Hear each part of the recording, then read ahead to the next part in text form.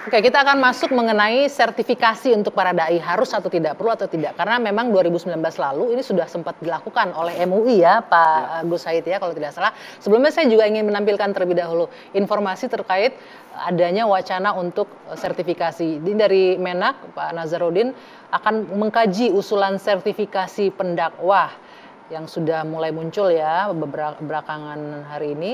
Gus Miftah telah minta maaf, anggota DPR tetap minta Kemenak lakukan sertifikasi dakwah. Perlu kontrol di sini.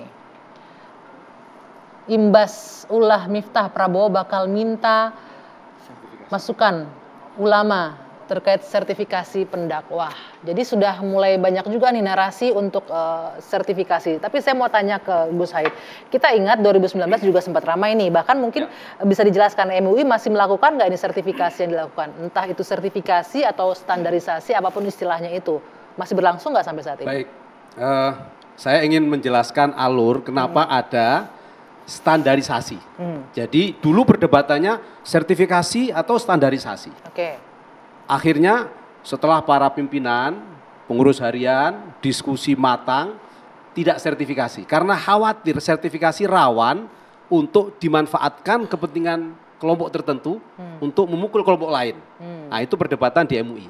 Kalau nah saya tadi sudah kontak sama Kiai Khalil Nafis untuk isu terkait Gus Miftah hari ini dan turunannya, ini MUI, pengurus harian sedang mengkaji.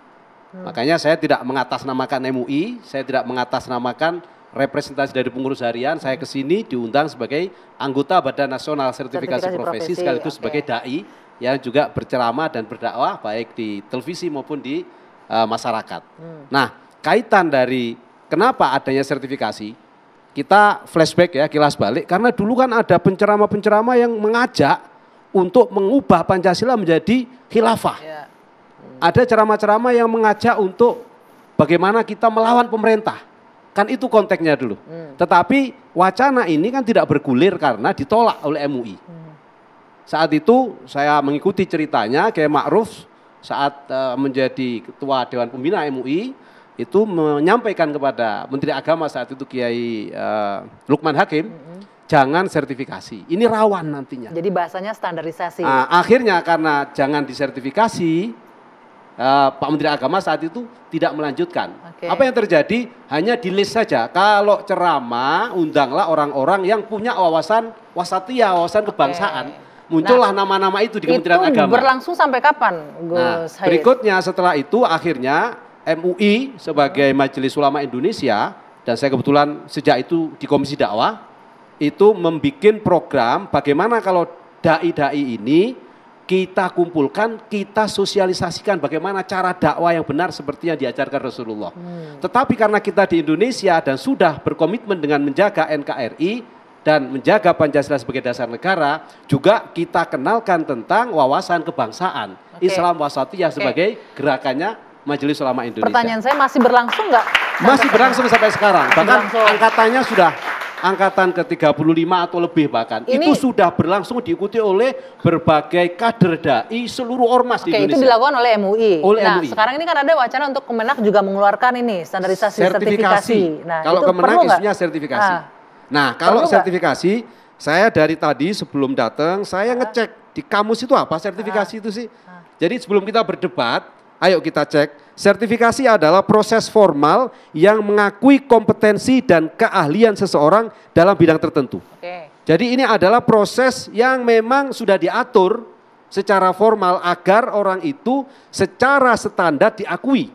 Nah, dalam konteks ini BNSP menjadi penting eksistensinya karena BNSP sebagai Badan Nasional Sertifikasi Profesi itu selalu melakukan rekognisi, pengakuan terhadap keahlian seseorang sesuai standar. Nah, titik dulu sampai di sana nih. Saya ke Pak Hasbi nih, karena rekan-rekannya Pak Hasbi yang minta kan ini dari PKB juga meminta agar sertifikasi dilakukan untuk diberikan untuk semua pendakwah. Oh iya, begini Mbak. Kalau menurut saya itu harus, sudah keharusan ada sertifikasi karena ini kadang-kadang banyak di tengah masyarakat yang memang saya ini sering turun ke masyarakat pada waktu reses. Jadi terutama pada bulan-bulan tertentu syiar-syiar Islam ini ceramah-ceramah ini yang kerjaannya hanya memaki-maki. Tidak ada isu, tidak ada untuk misalnya masyarakat lebih mencerdaskan, gitu ya. masyarakat lebih taat ibadahnya. Sekian persen terutama di wilayah di DKI Jakarta, di Jabodetabek lah.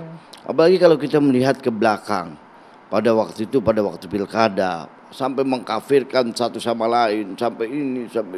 Bahkan ada salah satu, nggak perlu saya sebutkan, dari habaib, kalimat kata-kata binatang keluar. Ini yang dimaksud sertifikasi betul. Memang yang namanya ulama itu yang benar-benar mereka memahami ilmu agama dan lebih mengedepankan etika. Intinya ini yang harus setuju ya, ada sertifikasi. Iya, bagaimana sebagai contoh ulama nggak punya etika, kan seperti itu. Baik, Bang Tova, sebelum saya ke Pak Kiai, saya ke Bang Tova dulu. Ini harus ada sertifikasi, menyeragamkan agar nggak lagi keluar kata-kata yang tidak pantas dari seorang pendakwah. Harus dilakukan untuk seluruh dai dan pendakwah. Sebenarnya ini kayak apa ya, maju kena mundur kena sebenarnya. Kenapa maju kena mundur kenanya? Saya tuh kaget ya, kalau misalkan sertifikasi ini diterapkan, ya, sejauh mana mau mengelola apa namanya, dai-dai, terutama yang mereka udah ikon dan punya pesantren. Saya contohkan nih, saya punya 2 teman yang itu contoh, namanya Sultan Amin. Sultan itu adalah raja, Amin itu amanah, jujur, bisa dipercaya. Dia bikin perusahaan sukses karena dia amanah. Namanya apa, Parahita atau apa gitu. Teman kedua saya namanya Ari Triyono, orang Jawa ini. Ari namanya adalah singa di dalam Sanskerta. Lalu Triyono itu kayak semacam sapi jantan gitu. Ternyata dia gara-gara nama itu kemudian perusahaannya benar-benar sapi jantan, sapi betul. Konteksnya kalau ditarik ke dialog kita apa nih? Saya kaitkan dengan Miftah. Miftah bikin pesantren. Namanya apa coba? Ora Aji. Ora Aji itu apa artinya? Bernama saja. Ora itu enggak, Aji berharga. Jadi sama sekali enggak berharga. Coba, kalau kita mau menstandarkan perilaku Miftah misalkan, apakah sekalian pesantrennya atau dia pribadi? Ini kan parah nih. Nah, kalau hanya standar pribadi, bagaimana dengan nama yang dia apakah harus diubah? Sebentar, ini konteksnya kan jelas hanya untuk pendakwahnya, untuk para dai-nya, bukan untuk lembaga-lembaga. Oh betul, maka tadi saya bilang terutama yang punya pesantren, karena dia itu terikat ya, nggak bisa dipisah. Namanya dia mungkin bisa berubah. Kalau Miftah ini lama, saya kira, karena masa lalunya panjang, ya seperti itu pola dakwahnya. Sering menyebut jorok, porno, pokoknya begitu. Ya, karena itu harus dong artinya disertifikasi, distandarisasi. Mungkin habis ini kan sudah nggak lagi setelah ini. Ya kita doain lah Bang. Oke. Tapi gini masalahnya, kalau Miftah ini biar nyambung dengan tadi. Miftah ini kan bermasalah ketika dia menjabat sebagai utusan presiden bidang kerukunan keagamaan. Ini menjadi masalah. Kalau dia tidak menjabat itu, saya kira nggak ada masalah. Artinya, sebentar, nggak ada masalah artinya nggak perlu deh sampai sertifikasi dai, nggak perlu. Bahkan gini, saya ngikutin soal proses ini. Tahun 2019 itu sampai ada bukan salah satu, Sekjen MUI itu pengen mengundurkan diri. Karena saking kerasnya perdebatan tentang perlu tidaknya sertifikasi. Namanya Profesor Dr. Anwar Abbas. Dia adalah salah satu ketua PP Muhammadiyah. Saat itu saya masih anggota MPI, Majelis Pustaka Informasi. Saya ngikutin proses ini. Sampai kerasnya, sampai beliau itu pengen mundur. Kalau sampai MUI menerima ide ini.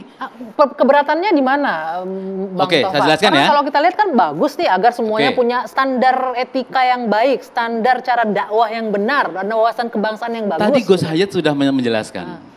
Itu banyak dikhawatirkan, banyak dimanfaatkan oleh kelompok tertentu. Kalau bahasa Pak Anwar Abbas, gimana? Oh gini, dulu sebenarnya motif dari pembentukan ini karena seluruh isu-isu negatif ya, misalkan terorisme, radikalisme, selalu disematkan kepada orang Islam.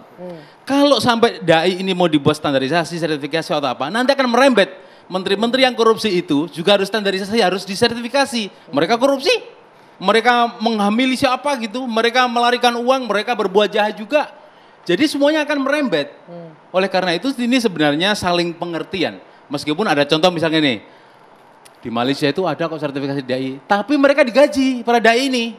Emang Indonesia mau gaji jumlah ribuan dai di Indonesia? Enggak mungkin terjadi. Jadi saling mengikat memang. Saya minta pendapatnya Kiai Haji Zaitun Rasmin. Enggak setuju atau setuju? Saya kalau dari sisi substansi, saya udah ngobrol dengan Kiai Maman ya, yang punya ide sertifikasi itu.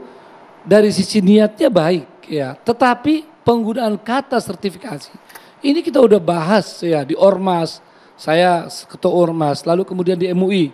Karena MUI ini kumpulan semua ormas-ormas yang dikenal di Indonesia, ada 70 ormas. Bahwa riskannya bukan saja yang sudah disampaikan, saya tidak mau ulang lagi yang sudah disampaikan dua pembicara kita. Saya tambah lagi, keperluan dai di negeri kita ini besar sekali. Sementara upaya sertifikasi itu adalah sesuatu yang tidak mudah ya. Untuk sertifikat halal saja yang ada kepentingan ekonominya besar, itu tidak mudah untuk dilakukan ya. Nah, karena itu sebetulnya kita harus melihat persoalan ini ya, persoalan problematika dakwah atau dai ini itu lebih luas ya, bukan sesimpel itu. Dan apa yang terjadi yang diributkan di medsos sekarang berkaitan dengan Gus Miftah harusnya dijadikan sebagai entry point saja untuk perbaikan yang lebih menyeluruh ya, bukan sertifikasinya. Kalau perlu sertifikasi itu hanya sertifikasi ulama. Kalau ulama saya setuju nih sertifikasi ya. Ya, sehingga masyarakat kan tahu nih kalau dia ngomong sembarangan memang dia bukan ulama kan gitu ya. Ini dai pemula. Tapi kalau sertifikasi dai berbahaya sebab nanti salah satu implikasinya orang-orang ini dai kita di sini ada sertifikat nggak? Nggak ada. Tidak ada lagi khotib di situ. Gimana Jumat di situ? Itu tidak mudah. Ya makanya MUI melakukan standarisasi ini sebetulnya langkah MUI sangat baik dan MUI ini mencoba kalau bisa tingkat nasional, tingkat provinsi, tingkat daerah. Saya sedikit lagi, ya Mbak. Karena apa? Karena ini sangat sensitif dan kalau ada yang perlu boleh melakukan standarisasi tadi untuk dai dan sertifikasi untuk ulama, itu MUI lah yang paling tepat, bukan lembaga pemerintah.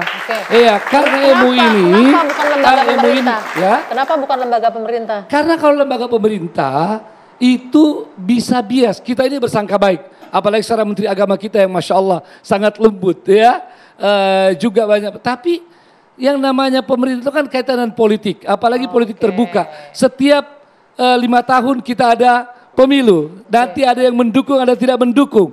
Ini ada riskannya dalam. Boleh nggak Pak Kiai, kalau saya simpulkan begini, ini khawatir nanti dengan adanya sertifikasi atau standarisasi ini jadi instrumen. Bisa jadi instrumen. Kita ini begini, sadalid dari sekali lagi kita tidak bersangka buruk pada pemerintah kita. Kita bersangka baik, tapi para ulama itu sudah membuat namanya kaidah yang namanya sadalid dari Kita harus menghindarkan hal-hal yang bisa membawa pada hal yang negatif.